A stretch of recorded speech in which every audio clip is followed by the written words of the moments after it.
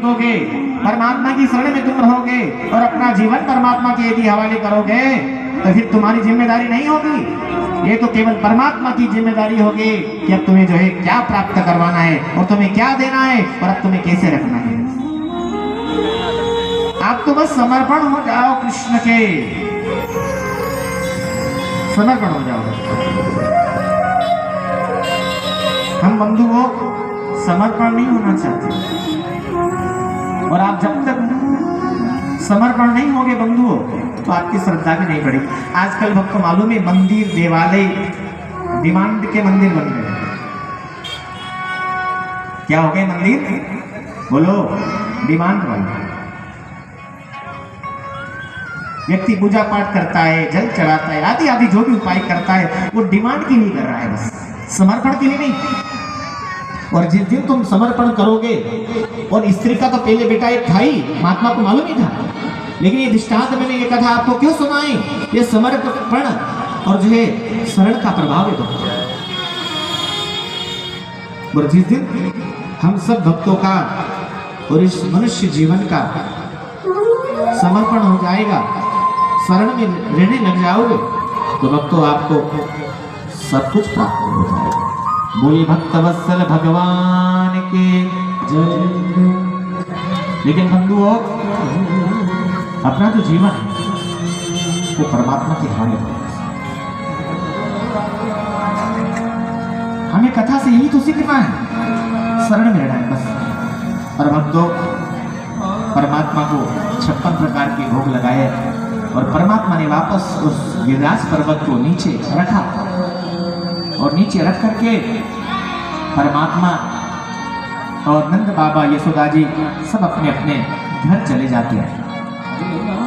एक दिन की बात है भक्तों, एकादशी का समय आता है, नंद बाबा एकादशी करते हैं और एक दिन जल्दी उठ करके यानी कि रात में ही उठ गए नंद बाबा और यमुना में स्नान करने चले गए। और नंद बाबा को पता ही नहीं पड़ा कि ये रात हो रही है कि सुबह हो रही है।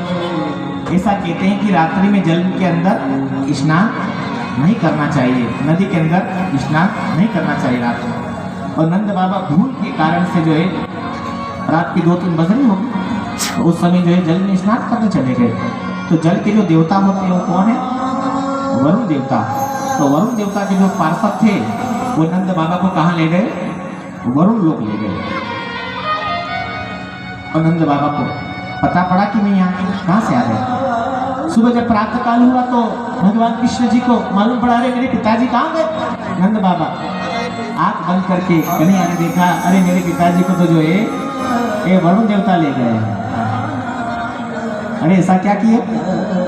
उसी समय भगवान कृष्ण जी जो है सीधे वरुण लोक को पहुंच गए और कहा।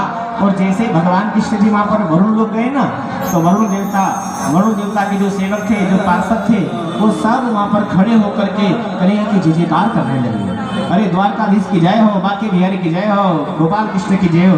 आज हमारे जो है पिता परमेश्वर आए हैं और सब परमात्मा को दंडवत करने लगे।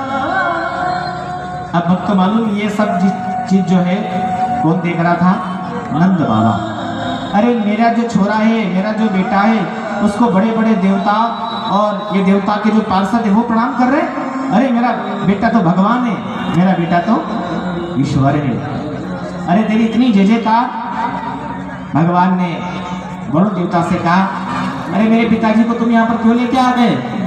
सबने सारी बातें बताई कि आपके पिताजी रात में जो है उठ करके यमुना में स्नान करने के लिए चले गए थे, इसलिए हम लोग लेकर के आए। हमें क्षमा कर दीजिए, हमें पता नहीं था कि नंद बाबा आपके पिता। क्षमा किया और वापस नंद बाबा को भगवान कृष्ण जी लेकर के आते हैं गोकुल में। लेकिन नंद बाबा ने ये बात सबको बता दी कि मेरा छोरा भगवान है। और ब्रजवासी जितने भी भक्त थे बाल सब जो है कन्हैया के पास में आ गए और जय जयकार करने लगे। अरे कन्हैया भगवान है, कन्हैया भगवान है, ईश्वर है।